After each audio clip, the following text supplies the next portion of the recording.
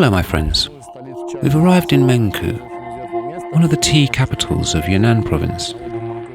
This is a very famous place due to the large factory of Mengku Rongxi. There's not only this factory but also a large number of tea plantations and gardens of old tea trees. The most famous places are Bingdao and Xiaohusai. We were in Bingdao last year. We're now moving in the direction of Xiaohusai, but may visit other tea rooms in the village. There's lots of orange plantations on the way. There's an incredible aroma here. At first I thought they were tea flowers used for herbal tea. From a distance the trees looked like jasmine, only taller. If you didn't know, you'd think it was jasmine. But actually it's orange. It smells incredible. Now we're going up the mountain. Xiaohusai is located on the foothills of Mount Dashuishan, so we expect it will be beautiful. We'll look for farmers. We're interested in Shengpu, wild-grown red tea, which has started to be made here, and may come across something else interesting. We're about to explore a new place and new contacts. The ascent to Xiaohusai is very steep and serpentine. Almost straight after leaving Mengku, there are a few fruit orchards, and then the endless tea plantations begin. The first is Tai Di Cha, then Zhaoshu, that we can see here. It's the harvest season, so there are a lot of pickers. Today's the 31st of March, so it's already the high season.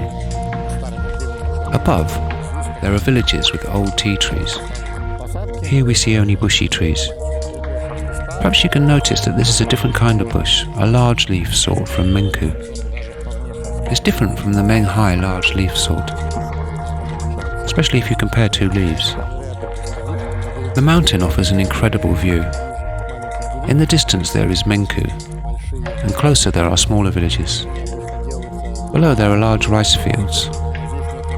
They're usually made on terraces or in lowlands. But there's no need to do it on terraces here because there's a lot of lowland and water. Only tea grows on the terraces. We'll go higher and see what lies ahead.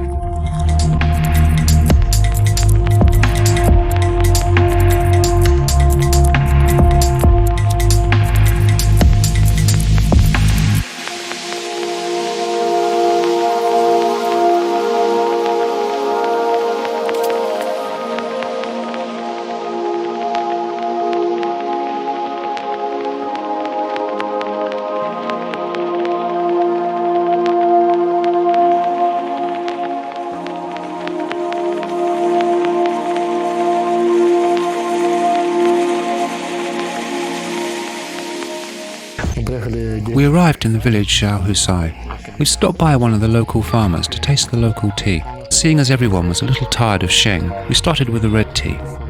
The red tea is made from Dashu raw materials. This is an autumn tea, so there's no tea this year yet. This is last year's. It has an interesting peach flavour. This is an interesting tea. I don't know if we'll take it or not. We'll see how much it costs. Next to this farm is an ancient tea garden with huge tea trees. There's a drying room directly above us, so there's a nice shade. It's difficult for me to say anything about this tea yet. I think that the flavour is very good, but the taste is not full enough.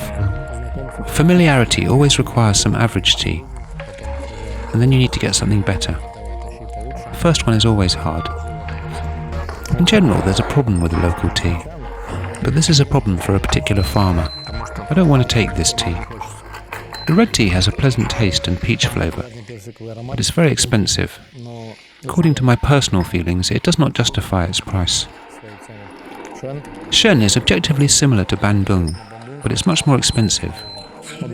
Such cool things are found in different houses. The first cool thing is a dry tea tree, a really big dry tea tree.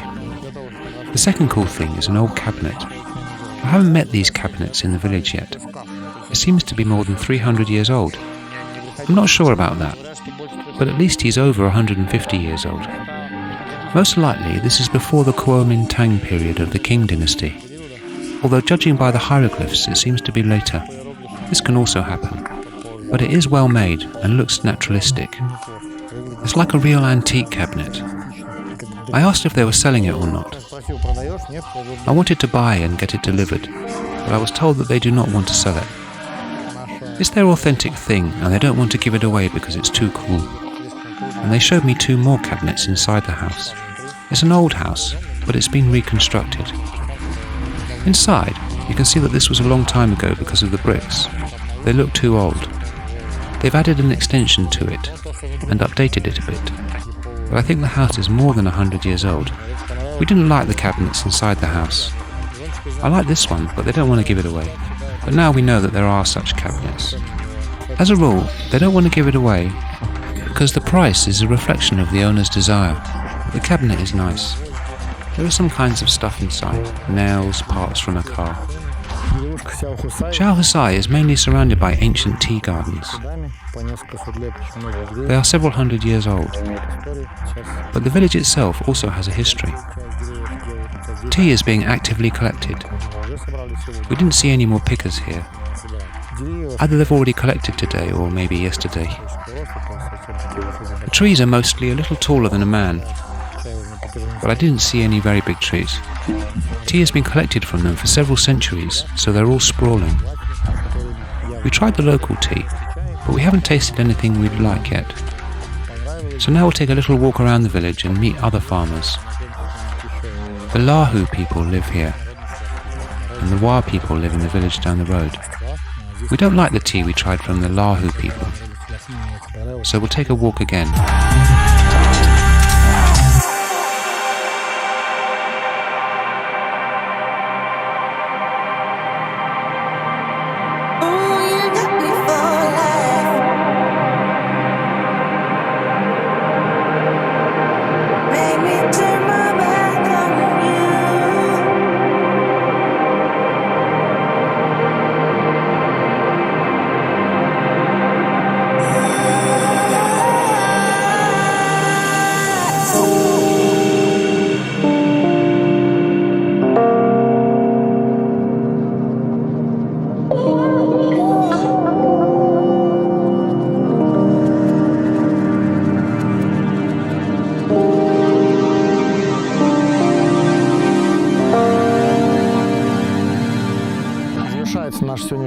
Our day ends on Dashuishan and Xiaohusai. It reminds me of Dongding in Taiwan, Frosty Peak. It's the same here, big snow mountain. But you can see how much snow there is. There is no snow and no cold, although the height here is 1700 meters, and all the rest of the village below. There's a large number of tea plantations, but unfortunately local farmers are a little spoiled by the attention to Xiaohusai and its proximity. We've tried tea from several farmers. It seems to me that the price-quality ratio here is a little imperfect.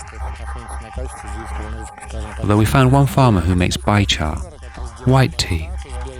Perhaps we will cooperate with him. White tea is something like a cross between Xiaomei and Bai Mudan, but it's made of another sort. Actually, a slightly different tea is obtained, although there is a large leaf. It's interesting that there are a large number of farmers here, but the price is quite high, as I said, because of the proximity of a very popular place. And of course it's the season. Later tea will be more affordable, but anyway, we've already met it. It takes more time because I've never been to this place before. I was right there. Last year we were in Bindao, then we went to other places. Now we've met Xiaohusai and talked with the local farmers. We took contacts, and now we'll look for options that are convenient for us, both for tea and for cooperation, and we will order some tea. By the way, I forgot to mention the red tea. It is quite interesting here, and it's also made from this raw material.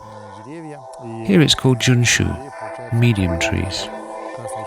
These medium-sized trees make an unusual red tea. It's a little peachy, fruity even.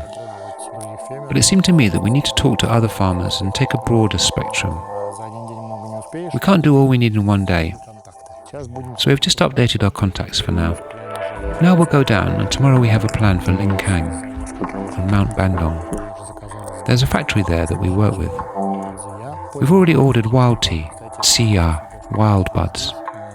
By the way, it's interesting that specifically here in Dashuishan, the buds of a wild tree are more expensive with a similar quality to Linkang.